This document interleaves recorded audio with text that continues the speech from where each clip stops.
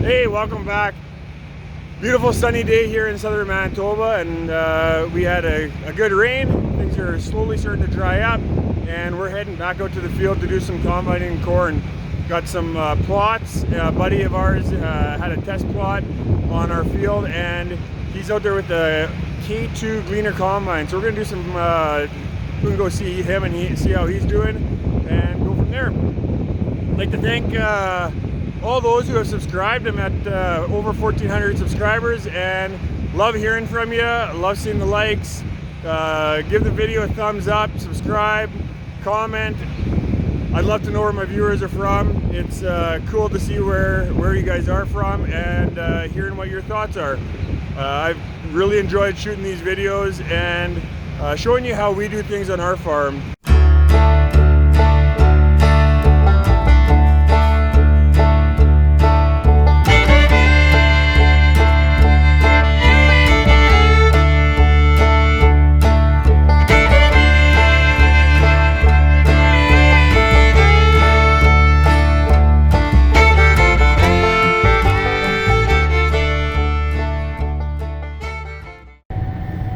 So I don't get to drive combine a whole lot when we're in corn. That's usually Arch's job, and it's a fun job. But this morning I'm going to be in here a little bit. We're doing some test strips. We sold 130 acres of corn for silage. Manitoba here, feed was really short, so whatever. We're looking for different ways of getting feed. Plus we have our own cows, so regardless, we chopped 130 acres for silage. And best way of finding out what kind of grain content was combined is just leaving some check strips and doing some calibrations on that. And so that's what we're taking about half an hour here to do this morning. So we're coming to the end of doing these plots. We've had three of them.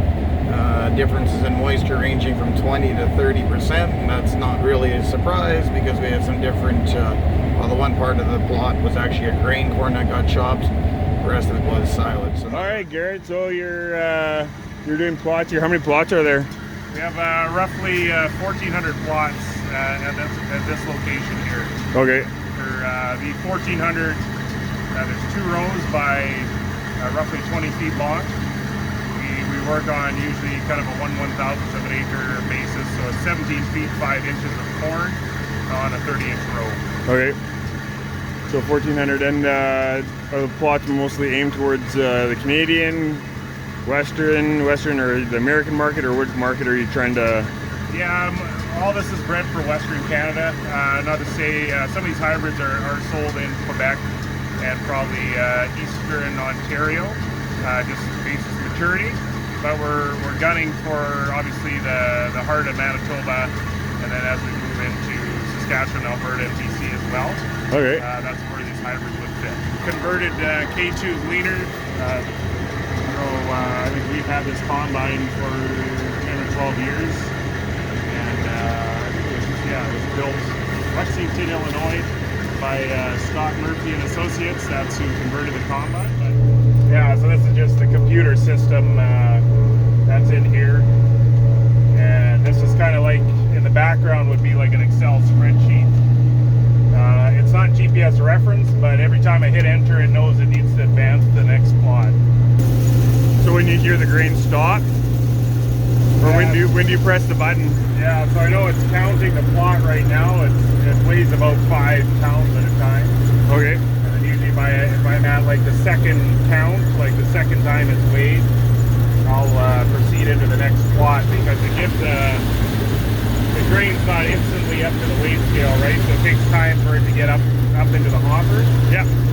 So it's right now it says it's waiting on the grain, right? So as it moves through the combine, it's going to come up into the weight scale. Now it's testing it, and now it takes a moisture and it weighs as it goes. Hard to believe a 2-row combine, eh? Like.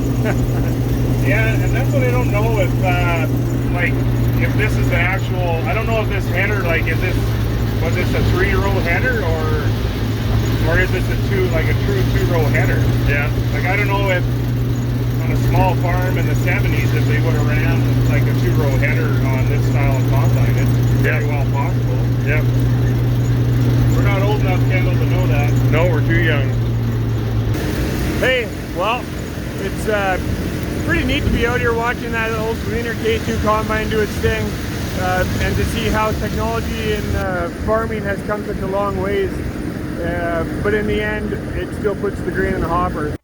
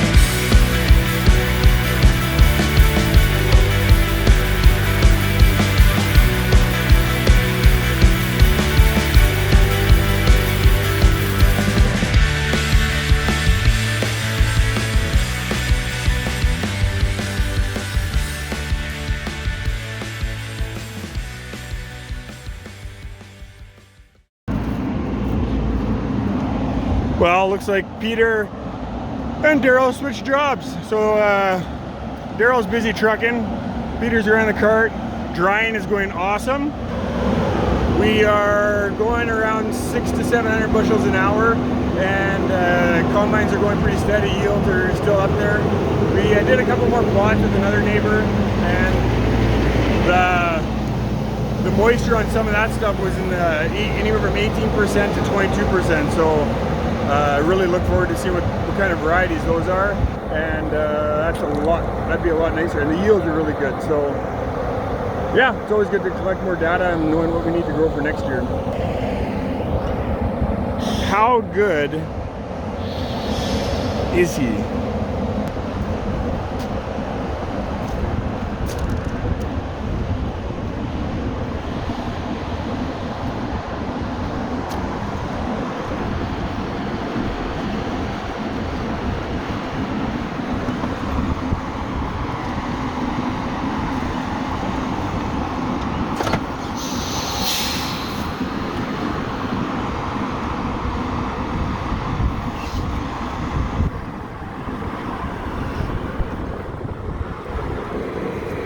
That's pretty good, first try.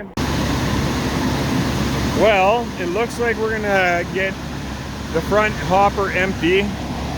That bin, the top sight glass is still showing, but this bin's gonna be basically right full. It's supper time, Lindsay's made supper, so instead of her having to bring it out, we decided we're just gonna have it inside.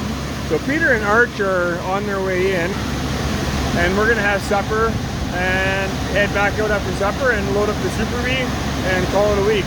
Me and Arch are gonna run the combine here for a bit, and we're gonna get the semis right full, put them in the cart. That way we have lots to dry for Monday while we move some grain around. So figured I'd go for a ride and see how it's working.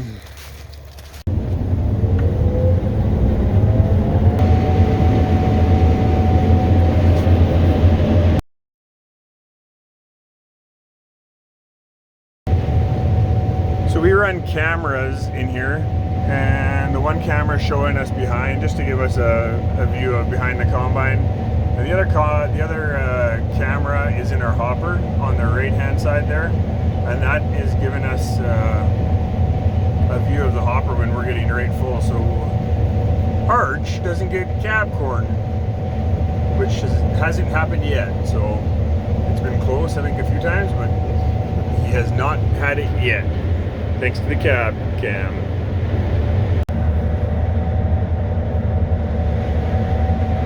Just about full.